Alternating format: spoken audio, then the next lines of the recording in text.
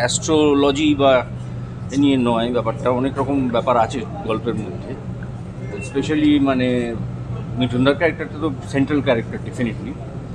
আমার ক্যারেক্টারটাও মানে আপাত দৃষ্টিতে খুবই একদম সাধারণ মানুষের ক্যারেক্টার, কিন্তু শেষে গিয়ে একটা অন্যরকম ব্যাপার বেরোয়। তো কাজেই খুবই ইন্টারেস্টিং কিছু সিচুয়েশানস আমি যতটুকু শ্যুট করেছি, মেনলি আমার সঙ্গে মিঠুনদারই ছিল আর অনির্বাণ চক্রবর্তী। তো সব ভালো ভালো অভিনেতা অভিনেত্রীদের নিয়ে একটা প্রচেষ্টা, সেটাকে সাধুবাদ জানাই। আর কি বলবো, এর বেশি আর কি বলা যেতে পারে। মিঠুনদার সঙ্গে কাজ করাটা চিরকালের মজার। মানে ওরম মানুষ খুব কম আছেন যিনি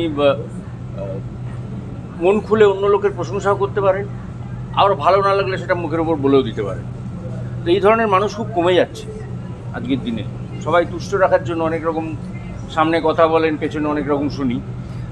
তো এই মানুষটার সঙ্গে যতদিন কাজ করেছি খুবই ভালো কেটেছে এবং চিরদিন মনে থাকবে।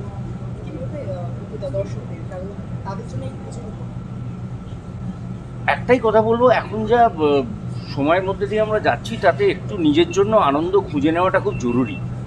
না হলে একটা অদ্ভুত অস্থিরতা আজকে সমাজকে গ্রাস করছে, যেটা হতে দেওয়াটা নিজের জন্য ক্ষতিকর। এবং নিজে যদি ভালো না থাকবেন, আপনারা কেউ নিজেরা যদি ভালো না থাকবেন, তাহলে অন্যকে ভালো রাখতে পারবেন না।